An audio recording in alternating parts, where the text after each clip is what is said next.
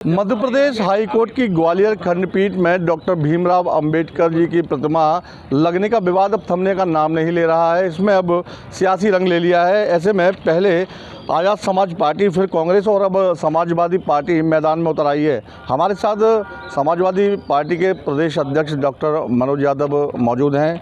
हम बात करेंगे कि आखिरकार क्या ज़रूरत पड़ी समाजवादी पार्टी को इस विवाद में कूदने की। मनोज जी, आखिर क्या वजह रही? समाजवादी पार्टी किसी विवाद में नहीं कूदी है। समाजवादी पार्टी बाबा साहब का सम्मान करती है, बाबा साहब की मूर्ति के पक्ष में है। और सबसे पहले अगर ग्वालियर में किसी पार्टी ने ज्ञापन दिया था तो समाजवादी पार्टी ने दिया था। आपने तीसरे नंबर पर नाम लिया है तो पहला नंबर इसमें समाजवादी पार्टी का है। पूरा प्रतिनिधिमंडल, हमारे जिलाध्यक्ष जी, हमारे शहर अध्यक्ष जी, हमारे सारे लोग गए थे और ज्ञापन दे के आए थे कि बाबा साहब की मूर्ति लगनी चाहिए। और भोपाल में भी ज्ञापन दिया है और 9 तारीख को पूरे प्रदेश में हर जिले में ज्ञापन दिया गया है माननीय राज्यपाल महोदय जी के नाम से। तो समाजवादी पार्टी संविधान के रचयिता डॉक्टर बाबा साहब अम्बेडकर जी का सम्मान की बात है। उनकी मूर्ति जब सर्वोच्च न्यायालय में लगी हुई है, हमारे दिल्ली में लगी हुई है, तो हाई कोर्ट में क्यों नहीं लग सकती है? और जब कोई जज साहब ने अपनी सहमति दी है तो मनुवादी मानसिकता के लोग क्यों विरोध कर रहे हैं? जो विरोध कर रहे हैं वो गलत है। जब तक मूर्ति नहीं लगेगी समाजवादी पार्टी अपना आंदोलन जारी रखेगी। 9 तारीख को बड़ा प्रोग्राम होने वाला था, प्रशासन ने 25 तारीख तक का समय लिया है। अगर नहीं लगेगी तो यहीं ग्वालियर में बड़ा आंदोलन करेगी, जिसमें पार्टी के राष्ट्रीय महासचिव हमारे आदरणीय रामलीलाल सुमन जी उपस्थित रहेंगे। राष्ट्रीय अध्यक्ष जी से भी हम लोगों ने आग्रह किया है, ज़रूरत पड़ेगी तो वो भी आएंगे। लेकिन मूर्ति लगेगी तभी समाजवादी पार्टी यहाँ से हटेगी, नहीं तो अनिश्चितकालीन धरने पर बैठी रहेगी। किस तरह की रूपरेखा रहेगी 25 तारीख को अगर आंदोलन होता है, प्रतिमा नहीं लग पाती है? तक के बाद में 25 तक का समय मांगा है। 25 के बाद में हम लोग आंदोलन की रूपरेखा बनाएंगे और ग्वालियर से उसकी शुरुआत करेंगे। चाहे दिल्ली तक लड़ना पड़े, हम लोग लड़ाई को लड़ेंगे। कमेटी में बीएन राव की भी बात चल रही है। सोशल मीडिया पर जोर शोर से इस मुद्दे को उठाया जा रहा है कि भाई इनका नाम क्यों नहीं आगे बढ़ाया जाए संविधान रचयिता। ये फालतू की बात है।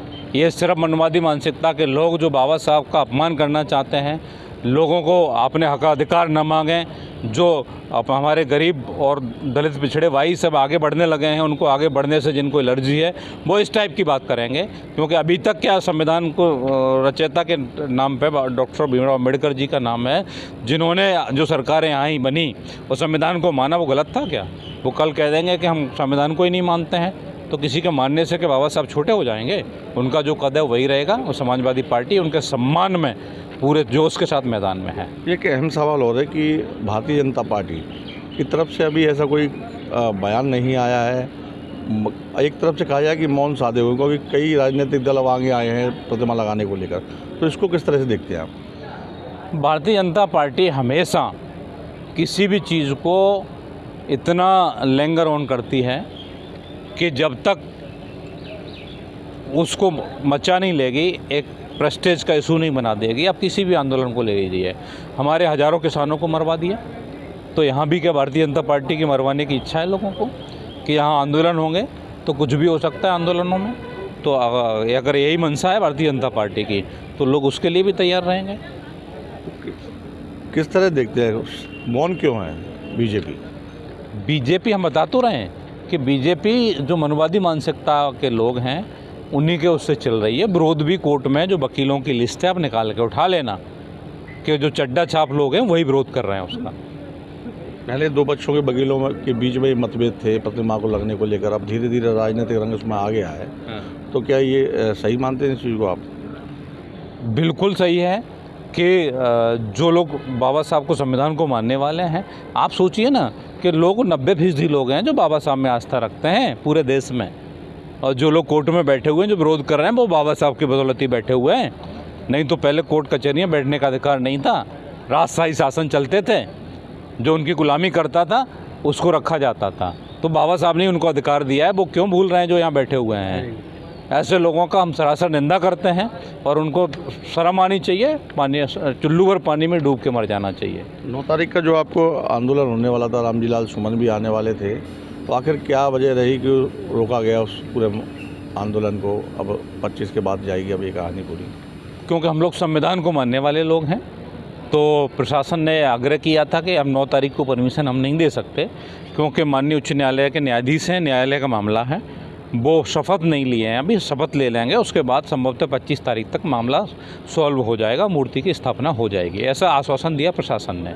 तो इसी व्याप पे हम लोगों ने उनकी बात को माना है।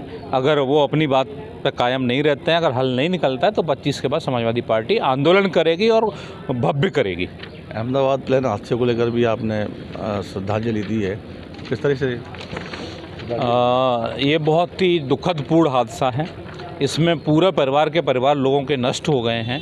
और कितनी आप सोचिए, घटना जो हुई है, जो मृत्यु हुई है, भयावह है। आप सारे के सारे लोगों की अगर डेड बॉडियों को देखेंगे तो मतलब बिल्कुल ऐसे जल गए, देख के रूह कांप जाती है। ये कभी भी ऐसी घटनाएं नहीं होनी चाहिए। और समाजवादी पार्टी सभी जो मृतक हुए हैं उनके लिए शोक संवेदना व्यक्त करती है।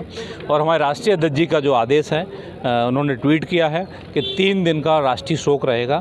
समाजवादी पार्टी के जितने प्रोग्राम थे वो कैंसिल रहेंगे। तो कल ग्वालियर प्रोग्राम में शामिल हो रहा था, मैंने वो अपना कैंसिल किया है और मैं कल उस प्रोग्राम में शामिल नहीं हो पाऊँगा, लेकिन मेरा भावनाएँ जो हैं वो उनके साथ में समर्थन में है।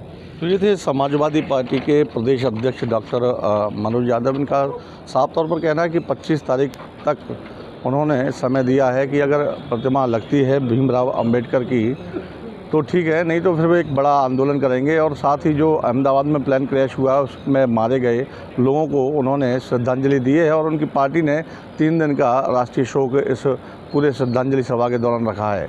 ग्वालियर से धर्मेंद्र शर्मा, TV9 डिजिटल, मध्य प्रदेश।